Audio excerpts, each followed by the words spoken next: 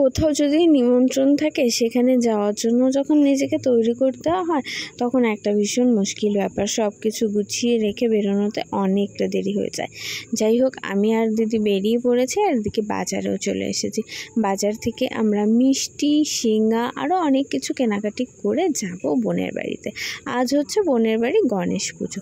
এদিকে আমরা দোকানেও চলে এসেছি। দিদি প্রসাদ না নিয়ে দিদি দুটো থালা নেবে, যে থালা দুটো পুজোর কাজে ব্যবহার করা হবে, আর আমরা নেব একটা বড় সিঙ্গা আর কিছু প্রসাদ। সেই জন্যই বাজারে এসেছি। আর এদিকে টোটো বুক করে রেখেছি, সেই টোটোটা মা আর দিদির ছেলে, মাসি সবাইকে নিয়ে একবারে চলে আসবে।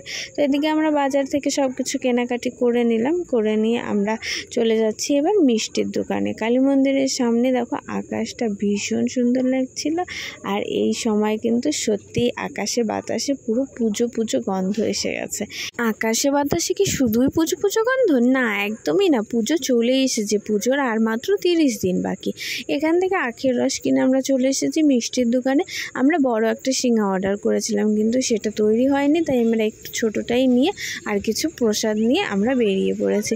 আর এদিকে সব প্রসাদগুলো আমি নিজে হাতেই ধরেছিলাম, দিদির হাতে ব্যাগ ছিল, আর দিদিকে বলছিলাম দেখি একটা ভিডিও করে দে, আমাকে কেমন দেখাচ্ছে। যাই হোক, কথা বলতে বলতে আমরা টোটোতে করে চলে এসেছি বোনের বাড়ির সামনে। এখানে এসে এক কাণ্ড হলো, মা বলছিল টোটো থেকেই যে আমি বোনের পাঞ্জাবি আর শাড়িটা আনতে ভুলে গেছি। তা আমি আর বোন আবার বেরিয়ে পড়েছি। যেহেতু আমি স্কুটি চালাতে পারি না, তাই বোনকেই আমার আবার সঙ্গে করে নিয়ে আসতে হয়েছে। আর এদিকে ফুলও নেওয়া ছিল, তাই জন্য বোন আমাকে নিয়ে এসেছে। ফুলও নিয়ে নিলাম বাজার থেকে, আর বাড়ি থেকে পাঞ্জাবির ব্যাগটা নিয়ে আমরা আবার চলেছি বোনের শ্বশুরবাড়িতে। এদিকে বাড়ির সামনে পৌঁছে গেছি, আর বাড়ির সামনের প্যান্ডেলের গেটটা ঠিক এই রকমটা হয়েছিল। আর প্রতি বছর বৃষ্টি হয় বলে মানে অনেক ভালো প্যান্ডেল করতে চাইলেও মন চায় না, বৃষ্টিতে একদম কাদা হয়ে একাকার অবস্থা হয়ে যায়। এদিকে রান্নার সব জিনিসপত্র, রান্নার মাসিরা রান্না করা শুরু করে দিয়েছে। আর এদিকে পুরো প্যান্ডেলটা এখনও সাজানো হয়নি, এখানে খাবারের জায়গা হবে। আর ওই সামনে বোন আসছে, ওদিকে ওদের আর একটা পুরনো ঘর, আর এদিকে নতুন ঘর হচ্ছে। সেই নতুন ঘরের সামনেটাতেই ঠাকুর বসানো হবে। আর ঠাকুরের জায়গাটাও ঠিক এরকম করেই সাজানো হয়েছিল। মানে ঠাকুরের জায়গাটা আমার পার্সোনালি ভীষণ সুন্দর লেগেছিল সাজানোটা। রাত্রেবেলা আরও বেশি সুন্দর লাগছিল। তো এদিকে সাজানো গোছানো সবই কমপ্লিট। ঠাকুর আসলে বোন বরণ করে ঠাকুর তুলে নেবে। এদিকে বোন, দিদি, মাসি, মামার মেয়ে সবাই চলে এসেছে, বরণ ডালা তৈরি হয়ে গেছে, আর এখনই ঠাকুর চলে আসবে। আর এদিকে আমাদের একটা দিদা, সেই দিদা দেখো কত সুন্দর আলপনা দিচ্ছে। আমি নিজেই এখনও এত ভালো আলপনা দিতে পারি না। তো আমরা ওয়েট করছি ঠাকুরের জন্য। ঠাকুর আসার অপেক্ষা করতে করতে ঠাকুর চলে এসেছে। ঠাকুরের জায়গাটাও কমপ্লিট করে নেওয়া হলো। আর এবার বোন যাবে ঠাকুরকে বরণ করে ঘরে আনতে। আর বোন আর বোনের বর দেখো আসছে, কি সুন্দর লাগছে। ওরা সাদা কালারের পাঞ্জাবি আর সাদা শাড়ি ম্যাচিং করে পরেছিল। আর এই দিকে আমাদের গণপতি বাপ্পা চলে এসেছে। আমার কাছে কিন্তু ঠাকুরটা ভীষণ সুন্দর লেগেছিল। গত বছরে প্রায় এইরকম কোয়ালিটিরই ঠাকুর আনা হয়েছিল, কাপড়টা শুধু একটু চেঞ্জ ছিল। আর এদিকে বোন তো বরণ করতে লেগেছে। আর বোনের এটা হচ্ছে দ্বিতীয়বার ওর শ্বশুরবাড়িতে গণেশ পুজো। তো ও এখনও সঠিকভাবে অনেক কিছু জানে না, ওকে হাতে ধরে ওর শাশুড়ি শিখিয়ে দিচ্ছে। যখন ওরা গণেশ ঠাকুরকে গাড়ি থেকে নামিয়ে নিয়ে আসছিল, তখন ওরা বলছিল গণপতি বাপ্পা মৌরিয়া, মঙ্গল মূর্তি মৌরিয়া। আর এর সঙ্গে সঙ্গে পেছনে মাইকও বাজছিল। আর মাইকে যে গানটা চলছিল সেটা যদি আমি এই ভিডিওতে রাখতাম তাহলে এখানে আমার কপিরাইট ক্লেম চলে আসতো। আর অনেক দুঃখে আমি এখানে ভয়েসটা মিউট করে দিয়েছিলাম। যখন ওরা এই ধ্বনিটা দিতে দিতে নিয়ে আসছিল তখন ভীষণ সুন্দর লাগছিল শুনতে, কিন্তু কি আর করব, এখানের ভয়েসটা মিউট করতে হলো। তো ফাইনালি গণেশ ঠাকুরের আসনে বসে গেছে, আর জায়গাটার শোভা কিন্তু অনেক বেশি বেড়ে গেছে। আর এরপরেই আমি দেখতে পেলাম যে গণেশ ঠাকুরের ড্রেস আর আমার ড্রেসের কালারটা একদমই এক হয়ে গেছে। আর এদিকে আমার বিয়াই তো এখনও বডি শডি দেখিয়ে একাকার অবস্থা। ঠাকুর ঘরে আনার পর আমরা সবাই কিছুটা টাইম রেস্ট নিয়ে সবাই রেডি হয়ে নিয়েছি। আর আমিও একদম সিম্পল একটা লুক ক্রিয়েট করেছিলাম, মানে একদম নর্মালি একটা লুক ছিল। আর আমাদের ঠাকুরমশাই চলে এসেছে, এদিকে পুজোও শুরু করে দিয়েছে। আর বোনেরও লুকটা একদম সিম্পলের মধ্যেই অন্যরকম ট্রাই করেছিল। জানি না কতটা লোকের ভালো লাগবে, তবে আমাদের কাছে মোটামুটি ভালোই লাগছিল।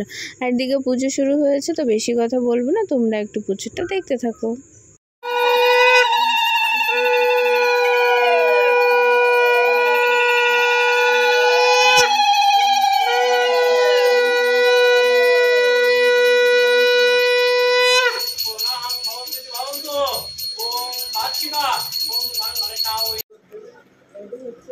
বৌদির মা, আর আমার হচ্ছে ওই দিদি, এটা হচ্ছে আমার দিদি। আমরা সবাই রেডি তো হয়ে গেছি, কিন্তু এদিকে দেখো এই দুই বোনের এখনও টাচ আপ শেষ হয়নি। দিদি বলছে কোন মালাটা পরবো, আর বোন ওইদিকে আয়নার সামনে দাঁড়িয়ে আছে। এদের কাণ্ড দেখতে দেখতেই আমি ক্লান্ত হয়ে গেছিলাম। আমি একটু শুয়েও পড়েছিলাম, শুয়ে নিজের ভিডিওটা নিজেই করছিলাম, সবাইকে একটু দেখিয়ে দিলাম যে সত্যিই আমি টায়ার্ড হয়ে গেছিলাম, আর আমার না প্রচুর পরিমাণে মাথা ধরেছিল। এবার আমার বোনের লুকটা একটু ভালোভাবে দেখা যাচ্ছিলো। ওপরে ছিল একটা কান পাশা, আর বড় একটা নাক ফুল পরেছিল, আর খোপায় দিয়েছিল ফুল, জাস্ট এরকম করে, আর একটু সিঁদুর পরে নিয়েছিল মোটা করে, ব্যাস এটাতেই ওর মুখটা অনেক সুন্দর দেখা যাচ্ছিলো।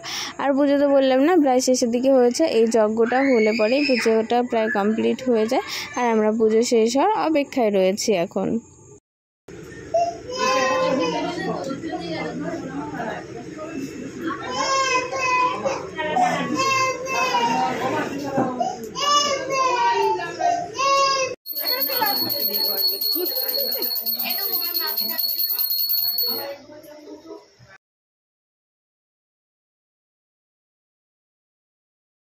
এবার চলো বাড়ির লোকের সঙ্গে পরিচয় করায়। সামনে যে দুজনকে দেখতে পাচ্ছ গ্রিন কালারের শাড়ি পরা, এটা হচ্ছে আমার দিদি, আর তার সামনে রয়েছে আমার নিজের ছোট পিসি।